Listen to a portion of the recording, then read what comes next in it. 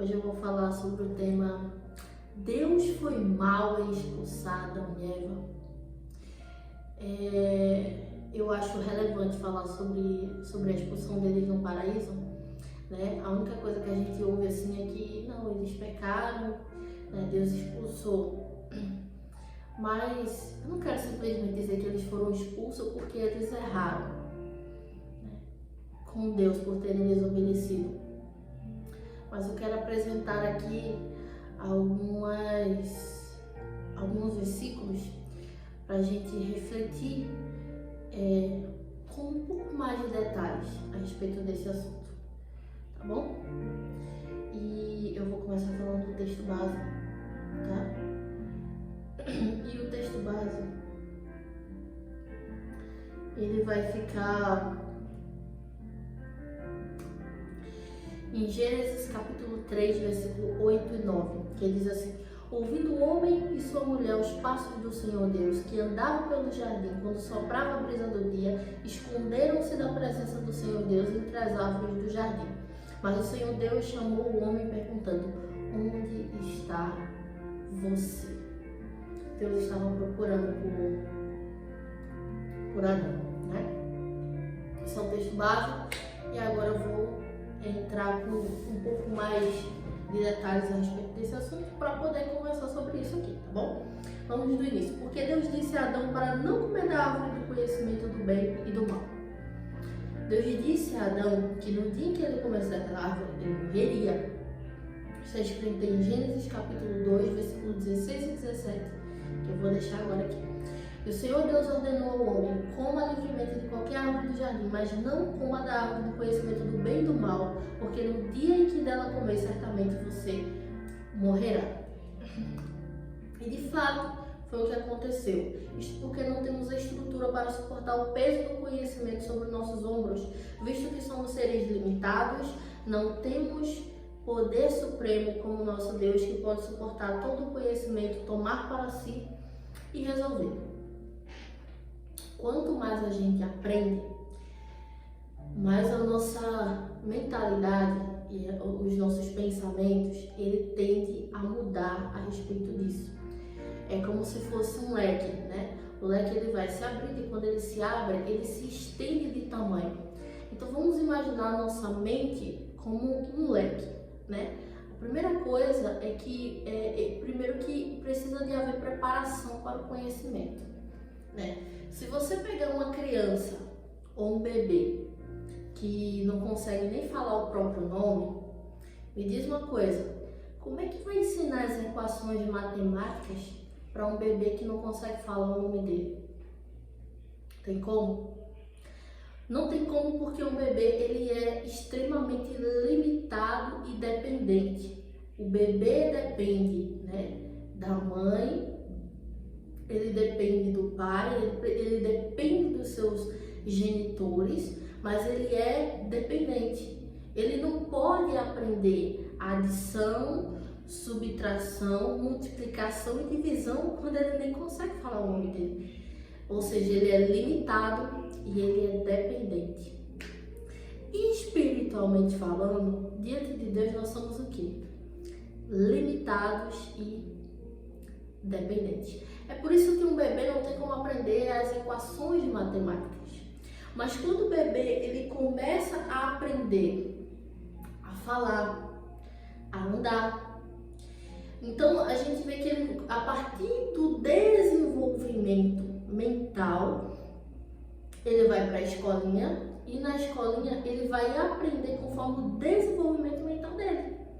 Se ele sabe falar e andar, ele vai aprender as letras, ele vai aprender as palavras, para que o próximo passo seja ler e escrever e resolver pequenas equações matemáticas, pequenas. À medida que ele vai crescendo, à medida que o cérebro vai se desenvolvendo cientificamente falando, né, os assuntos a serem estudados vai ficando cada vez mais difícil. As equações matemáticas vão ficando mais complexas, a leitura, né, e a escrita também vai se tornando mais complexa, porque de uma leitura não vai ser mais uma simples leitura, vai ser uma interpretação de texto, vai ser uma conotação, vai ser, ele vai ter que identificar figuras de linguagens, né? Subjetividade, analogias e por aí vai. Conosco, né, no sentido espiritual, tem uma semelhança muito grande. Isso porque o homem falou, Deus falou, se você comer, você vai morrer. Ou seja, Adão, o peso do conhecimento de todo o universo é tão grande que a tendência do ser humano é morrer mesmo. O ser humano não tende a suportar como Deus consegue suportar, por ele não ser feito de carne como nós, por ele ser espiritual.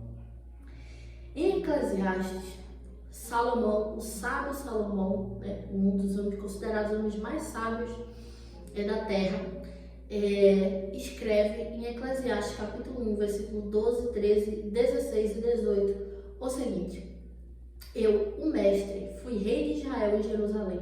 Dediquei-me a investigar e a usar sabedoria para explorar tudo o que é feito debaixo do céu. Que fardo pesado Deus pôs sobre os homens. Fiquei pensando, eu me tornei famoso e ultrapassei em sabedoria todos os que governaram Jerusalém antes de mim. De fato, adquiri muita sabedoria e conhecimento. Por isso me esforcei para compreender sabedoria, bem como a loucura e a insensatez.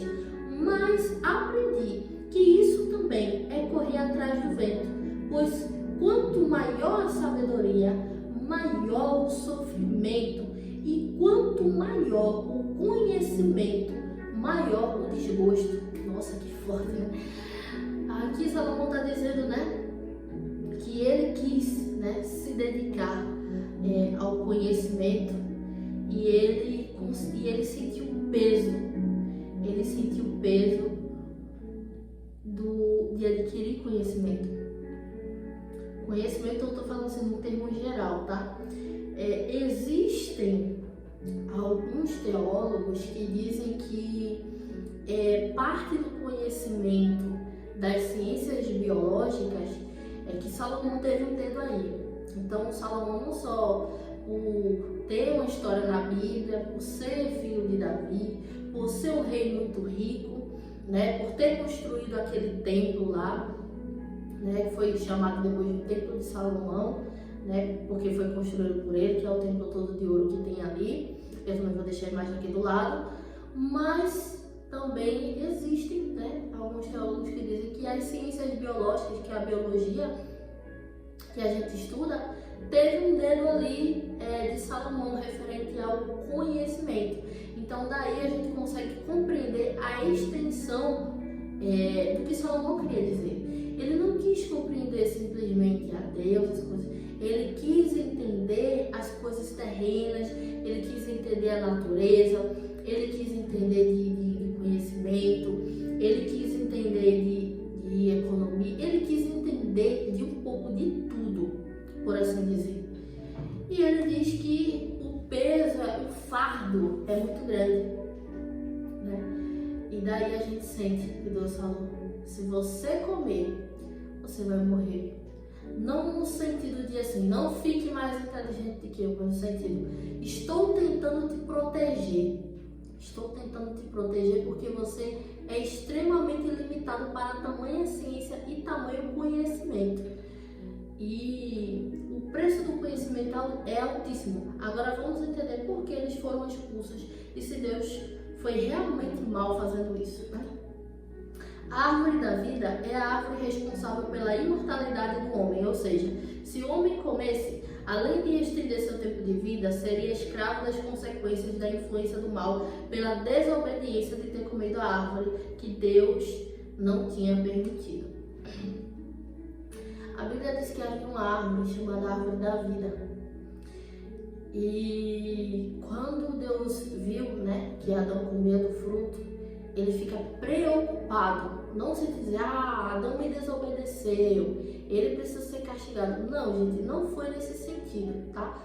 Foi no sentido de proteger Adão, para que o seu sofrimento não fosse né? Eu acabei de ler aqui em Eclesiastes dizendo que há um peso muito grande sobre quando se tem de entender o conhecimento, e Deus não queria que esse peso se estendesse, que esse peso se elevasse. É por isso que o homem tem um tempo de vida, né? Em Gênesis capítulo 3, versículo 22 e 24, diz o seguinte: então disse o Senhor Deus: agora o homem se tornou como um de nós, conhecendo o bem e o mal. Não se deve, pois, permitir que ele tome também do fruto da árvore da vida e o coma, e viva para sempre.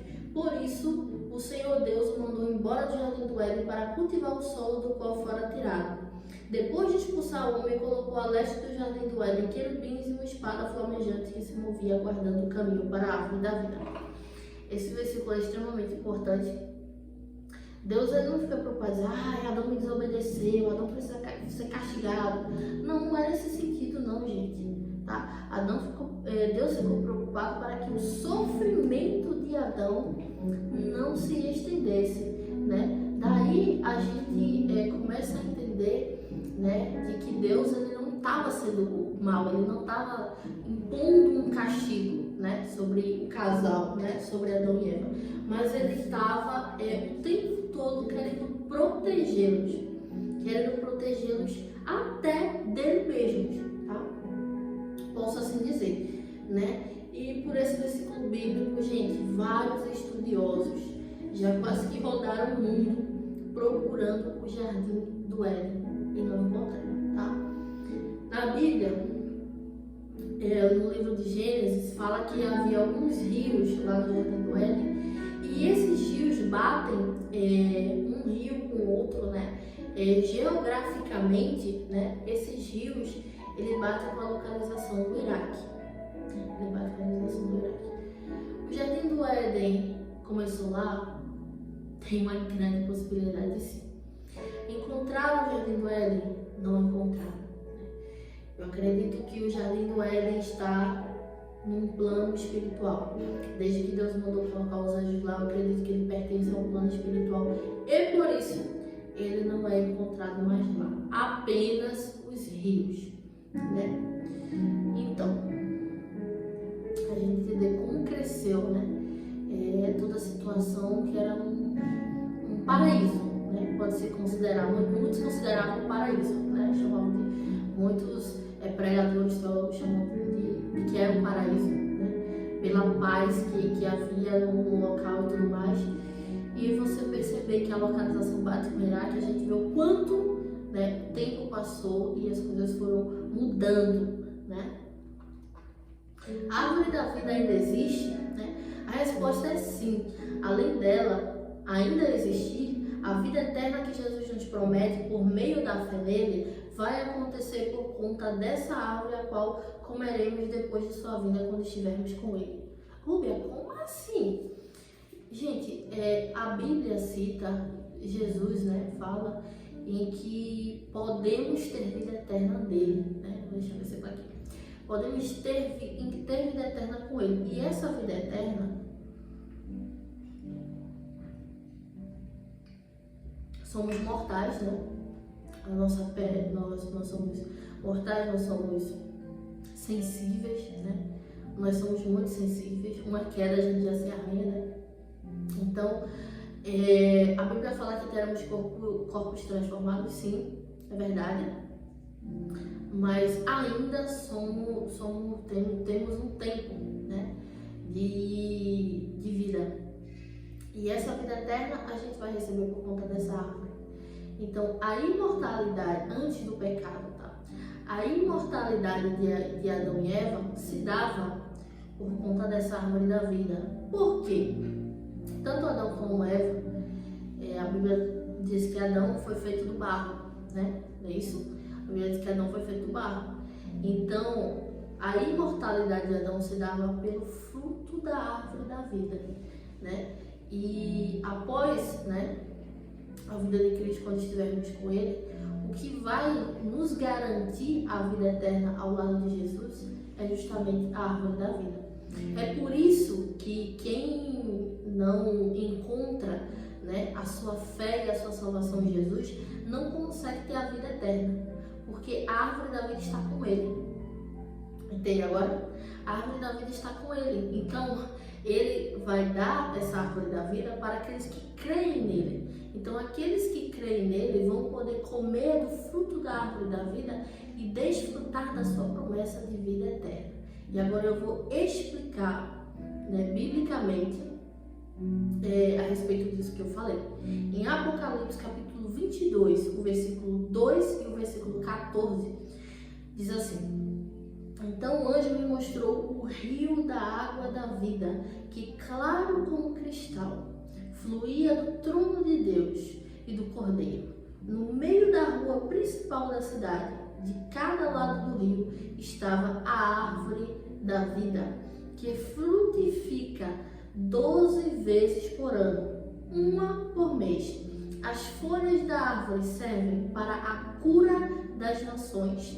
Felizes os que lavam as suas vestes, e assim têm direito à árvore da vida e podem entrar na cidade pelas portas. Nesse versículo, a Bíblia está garantindo, né, que nós comeremos e teremos direito à árvore da vida, que dá fruto uma vez por mês, no total de 12 meses. Quantos meses tem o nosso ano do calendário cristão? 12 meses. E a Bíblia diz que uma vez a cada mês, completando, portanto, 12 meses, a árvore da vida dá fruto. E nesse fruto, quem come desse fruto, o nome já diz, a árvore da vida. Quem come desse fruto, a sua vida, ela é estendida. Por isso que Adão era imortal. E por isso que quando Adão pecou, Deus quis afastá-lo da árvore da vida para protegê-lo do sofrimento e das consequências da entrada do mal na terra. Adão e Eva estavam sendo protegidos por Deus. Entenda que até mesmo quando Deus expulsa, como ele fez com Adão e Eva, ele não estava castigando, ele estava protegendo. Quando Deus diz não para alguma coisa que eu, Rúbia, quero, ou para alguma coisa que você que está assistindo quer, não é porque ele está te castigando. Isso não está no roteiro, mas é inspiração espiritual. Quando Deus diz não para você, por algo que você queria, por um sonho que você só se via realizando aquilo, não é porque ele está castigando e não é porque ele está sendo mal com você. É porque ele está te protegendo daquilo que você não consegue ver. Amém? E mesmo quando Adão saiu do paraíso, né, quando ele foi expulso do Éden junto com Eva, a Bíblia diz que ele viveu um proporcional a mais ou menos 930 anos. Sabe por que ele viveu ele viveu quase 1000 anos. Sabe por que ele viveu tanto tempo? Porque ele comia da árvore da vida, tá? E quando ele foi expulso do jardim do Éden, ele já tinha se alimentado bem da árvore da vida, e essa árvore da vida deu quase 1000 anos para Adão de existência. E aí ele morreu. Ele só não continuou vivo porque ele não comeu mais da árvore da vida, que é a mesma árvore. Aquela árvore do jardim é a mesma árvore que eu e você verá no céu. Veja que coisa linda. Deus não nos castiga. O não de Deus não é para nos castigar, é para nos proteger, porque Ele nos ama, mesmo quando o desobedecemos. Ele continua pensando no nosso melhor e querendo nos proteger. Que Deus nos ajude a confiarmos e descansarmos nele para termos uma boa vida, não só hoje, mas para todos sempre. E aqui eu quero deixar para finalizar Apocalipse 22 e 12. Eis que venho em breve, a minha recompensa está comigo, e eu retribuirei a cada um de acordo com o que fez. Tudo que eu posso dizer, meu querido, é que vale a pena confiar nele. Vale a pena acreditar no que ele diz pra gente. Vale a pena acreditar na sua palavra. Vale a pena acreditar nas suas promessas. Porque aqui nós vemos que o não que ele falou para Adão e Eva, não de quê? Não de continuar no jardim do Éden, tá? O não que ele deu a Adão e Eva, o não de ter expulsado Adão e Eva, o não de ter repreendido Adão e Eva, foi o tempo todo para proteger Adão e Eva. Quando ele falou não coma do fruto da árvore do conhecimento do bem e mal, ele não estava dizendo assim, não, eu tenho que saber mais do que eles porque eu sou Deus e eles são a minha criação. Não, era o tempo todo para proteger eles. E mesmo quando eles desobedeceram, a expulsão dele no jardim era para proteger eles. Entende? Assim como o não que ele dá a mim e a você em algum momento da nossa vida, tá? Foi para nos proteger o tempo inteiro. Que a graça e o amor dele esteja sobre a sua vida. Se esse vídeo te edificou, curta, comenta e compartilha para outras pessoas também, tá bom? Que Deus te abençoe.